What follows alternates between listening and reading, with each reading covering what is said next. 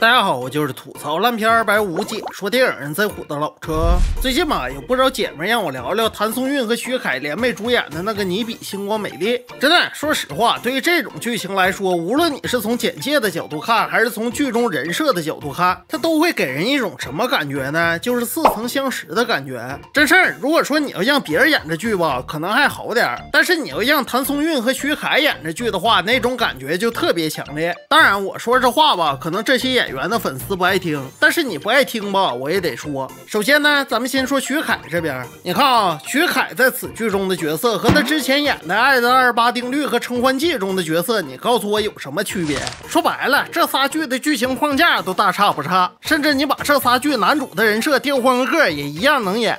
而你要换到谭松韵这边呢，也一样。你说谭松韵演的这个季星和他之前演的那个请教我总监还有归路里面的女主有什么区别？可以说无论从事业、人设还是性格上没有任何区别。说白了，你用好听一点的话来形容这种剧呢，那就是同质化特别严重。而你要用不好听的话来形容这种剧呢，那就是工业流水剧，拍的就是这玩意儿，你爱看不看。当然这时有的朋友就该跳出来说了，说老车你就是不喜欢女频小说，你就是不喜欢看晋江上改编的剧。说实话，老车看剧吧，还真就不分什么男频、女频、尿频的，因为我感觉只要是把文艺作品给男女分成类，它就有搞男女对立博流量的嫌疑。因为总看老车视频的朋友都知道，老车一贯是从3个维度去看电视剧的，那就是剧情逻辑、角色塑造加上演员表现这3个维度。我感觉不光老车这么看剧，正常人都这么看。你像之前那些所谓的什么女频，像什么玫瑰的故事、古相思曲、黑暗荣耀、梦华录，我在节目中都安利过。而男频的剧呢，我也没少喷，像什么雪中悍刀行、新版的天龙八部鹿鼎记，包括什么东八区，我都不止一期吐槽过。所以说男频女频在我这儿没有任何区别，我只看好与不好。而且我本人也非常痛恨这种搞男女对立的剧。说白了，你们拍完了在这坐等流量了，演的男女同胞在这边骂战升级，反正我是不会上这种剧组的当的。当然这些都是题外话，咱们今天主要说的呢还是你比星光美丽这个剧。因为前面我也说了，这剧有流水剧的嫌疑，但是流水这个事儿呢，它不代表剧情就有问题。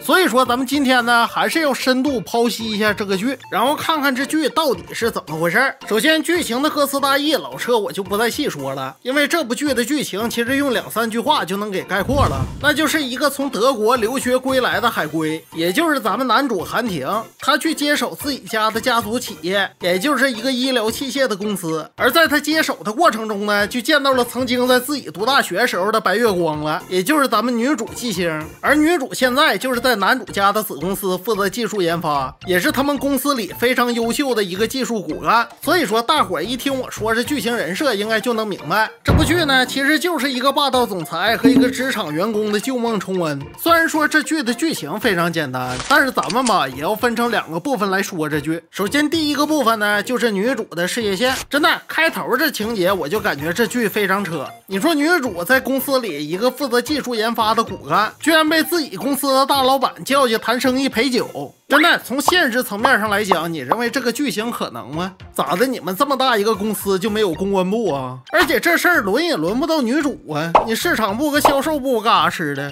我发现有老多剧都是非得让产品研发部的去陪酒，反正咱也不知道编剧上没上过班。当然我也能明白编剧是啥意思，就是既想突出女主的能力，然后还想说说女性议题。而且不光是从现实层面来讲，就是从剧情逻辑来说，这也说不通。这小公司咱就不说了，如果说你是女主的老板，管理着这么大一个公司，你去谈笔大生意，你是找一个有谈判经验的人去，还是找像女主这样的人去呢？我想99%的人都会找一个有谈判经验的人去吧。你想想，如果你找一个像女主这样完全没有参加过这种饭局的人去，万一给你谈砸了，你咋整？而且你要女主一个负责研发的人去参加这种饭局，谈啥？咋的谈你们公司的核心技术啊？而且咱退一万步来说，像他们这种科技公司之间的合作都是有前瞻性的，不是说你手底下有几个漂亮女员工我就和你合作了。要是这样的话，那你还干什么科技公司啊？直接去当煤老板不就得了吗？而且我也不相信一个靠拉皮条促成的合作就能维持多长久。当然这是有的朋友就该说了，可能编剧想要表达的就是职场霸凌的事儿，然后好引起广大女性同胞的重视。确实在职场当中，我不否认有这种情况，但是作为影视作品来讲，他演职场霸凌的事儿只能往2个方向去演，要么就像不完美受害人似的，以女主这个受害者的案例来警醒广大的女性同胞，引起社会的共情；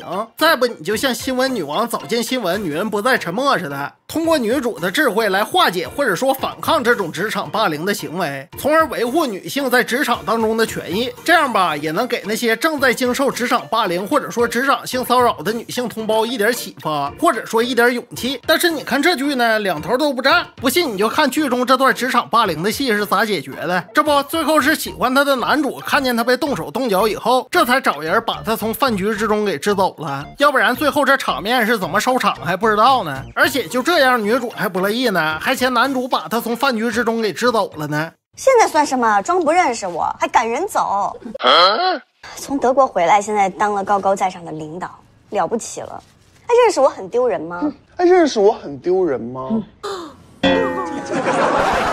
反正咱也不知道这女主是真火还是假火。你说你刚才在饭局上被人动手动脚，你忘啊？而且这都不是最雷人的，紧接着女主后面被职场性骚扰那段那更逗。这不，女主呢参加自己公司的庆功宴，结果就被其他部门的经理拍了屁股，然后女主这边呢就报警了。结果警察一来，无论是查监控还是对口供，都无法证明女主是被骚扰的对象。最后可以说就差女主给骚扰她的人道歉了。结果你看这事儿最后咋解决的？还是男主跳出来帮女主解的围。这不是男主派助理炸出了这个经理的实话，这才还了女主一个清白。你就说这剧情你让大伙说吧，他给当代女性什么启发了？他又警醒了谁？而你编的这2段戏又想表达的是啥？咋的？你是想让所有遭遇职场霸凌的女性同胞期待在关键时候有男主这样一个救世主吗？还是说你想说女孩在职场环境中就无法维护自身的权益啊？真的不是老车在这瞎分析，关键是你演的就是这么回事儿啊！你想想前后这2段戏，如果不是男主出面解围的话，女主就得打碎牙往肚子里咽呢。真的，就这剧情看得我莫名其妙。而且这剧还有一个问题，真的多了我不敢说啊，但至少前10来集的剧情是这样的，就是前10来集的剧情，只要是台词多一点的男角色，就没有多少是好人的。不信大伙我就给你数数啊，你看啊，下流的、好色的、脑袋缠着裹脚布的、不务正业的、贪小便宜的、背着老婆搞破鞋的，然后最后再给你来个一夜情的。真的，我不知道编剧在编这些工具人的时候到底经历了什么，但是前10来集的男性角色确实没有多少是好人的，当然也包括后来和女主一起创业的学弟。你看为啥我说这个学弟也不是啥好人呢？你听我说啊，这样我先问大伙一个问题，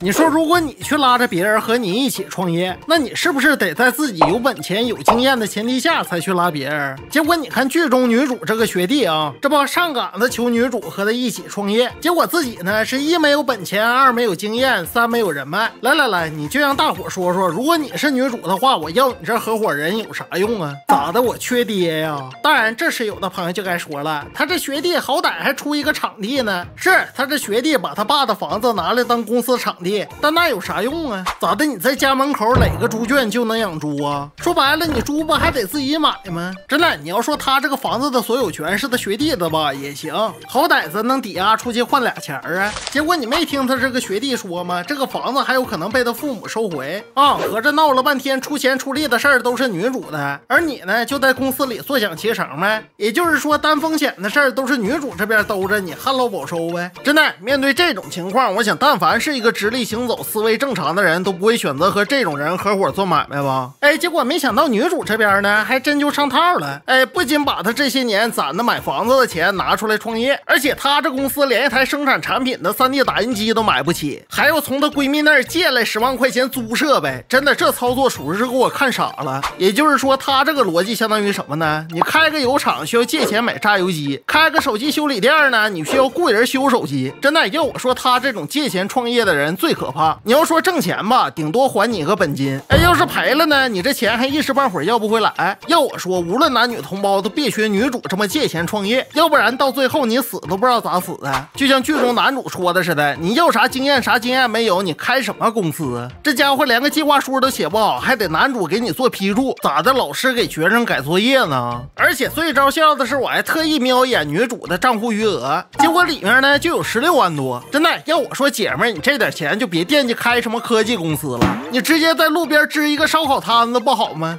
实在不行，你再买个3轮车，推到南方这边呢，你就弄点蚵仔煎；推到北方这边呢，你就多摊点烤冷面。这家伙还总寻思惦记开科技公司，说白了，你这点钱研究老人机他也不够啊。而且这剧不光是事业线的问题，你再看看女主这边的感情线，这不，女主这个对象呢和他处了4年，这前4年是什么样吧，我不做评价，毕竟剧里也没有体现。但是就剧中的表现来看，女主可以说从来就没有在乎过她这个男友的感受，都是她这个男友去体谅她。当然，这时有的朋友就该说了，女主那是事业心重，根本就没有考虑那么多。说实话，老车平时最烦那些爹味说教的话，但是今天我不得说2句。你说你事业心重，你处什么对象啊？说白了，你不仅拖累自己，你也耽误人别人啊，然后你还浪费人家别人的感情。而且咱说句拖大一点的话，世界上没有一段爱情和婚姻是不需要双方来维系的，没有说剃头挑子一头热的，就算是维纳斯丘比特月老全下来，他也得这么说。而且咱再说句对这部剧盖棺定论的话，如果说女主和一个顾家体谅她的男友都过不到一起去，那咋的，她就能和霸道总裁过到一起去了，就能有幸福美满的生活了？我咋就不信呢？真的，还有一些小 bug 我都懒得说了，像什么他那个前老板和他搞低级雌竞，